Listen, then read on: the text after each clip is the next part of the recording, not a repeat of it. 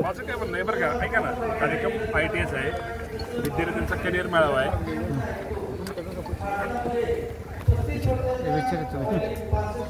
माझं ITIच्या ठिकाणी विद्यार्थ्यांचा करिअर मेळावा आयोजित केला आणि त्याचं उद्घाटन तुम्ही केलं, काय वाटतं तुम्हाला ते? कसं असतं, शेवटी विद्यार्थ्यांना कुठली तरी संधी मिळाली पाहिजे. त्यामुळं अनेक आपल्याला माहिती आहे की इंदापूर तालुक्यातल्या ज्या MIDCमध्ये अनेक कंपन्या आहेत, त्यामध्ये कुठं जागा रिक्त आहेत, कुठल्या कंपनीला कुठला ट्रेडचा माणूस लागणार आहे, त्या निमित्तानं खरं तर विद्यार्थ्यांना बाहेर पण इतर ठिकाणी कुठं संधी, त्यातनं कुठं त्या जे ITIमध्ये शिकत आहेत, आपल्या तालुक्यामध्ये जेवढे ITI आहेत, भिगवणचे असतील, तुमच्या वालचंदनगरचे असतील, ते सगळे इथं हजर आहेत. त्यांना त्यातनं एक संधी मिळावी आणि विद्यार्थ्यांना एक त्या प्रकारे पुढच्या भविष्यासाठी एक मार्गदर्शन मिळावं, त्यासाठी आज हा मेळावा विद्यार्थ्यांचा मेळावा आयोजित केला आहे. यातून निश्चित त्याचा फायदा विद्यार्थ्यांच्या पुढील वाटचालीसाठी निश्चित प्रकारे होईल. काही 10वीचे विद्यार्थी पण इथं हजर आहेत, त्यांना पण पुढं आपण काय करिअर केलं पाहिजे, कुठला ट्रेड घेतला पाहिजे, भविष्यामध्ये आपण काय केलं पाहिजे, हे ह्यातनं त्यांना ह्याची माहिती आजच्या इथं आता ह्या आढाव्यामध्ये होणार. आता अनेक कंपन्याचे अधिकारी हे आता माझ्यानंतर तिथं मार्गदर्शन करतील आणि विद्यार्थी त्याचा निश्चित प्रकारे विद्यार्थ्यांना तालुक्यातल्या आपल्या गरीब विद्यार्थ्यांना त्याचा फायदा हा भविष्यामध्ये निश्चित प्रकारे जास्त होईल. मामा शाहू महाराजांच्या नावाने या मेळाव्याचं आयोजन केलं मात्र आणि फोटोवर विश्वकर्मा म्हणून पूजलं गेलेलं आहे.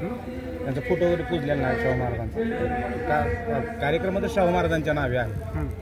प्रतिमेचं पूजन शाहू महाराजांचं फोटो लावलेलं आहे पाटील.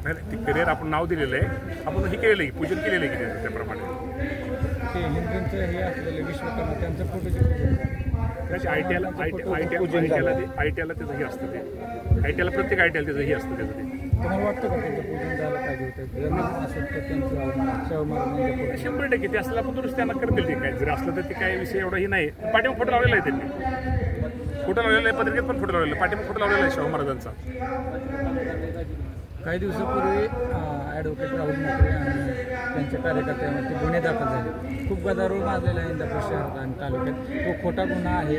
या संदर्भात वकिलांनी मोर्चा काढला. काही दिवस 3 तालुक्याचे कार्यालयसुद्धा म्हणजे न्यायालय कोर्टसुद्धा बंद ठेवण्यात आलं होतं. तुम्ही कसं पाहता या सर्व गोष्टीकडे?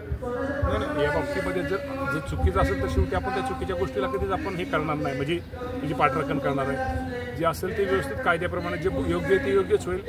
अयोग्य असेल त्या चुकीच्या गोष्टीला आम्ही कधीच पाठिंबा देणार. तुम्ही या संदर्भात पोलीस स्टेशनला मी बोललेलोच आहे, पण आता जे आता होईल ना चौकशी, त्याचं जे काय असेल त्याचं ताबडतोब होईल ना.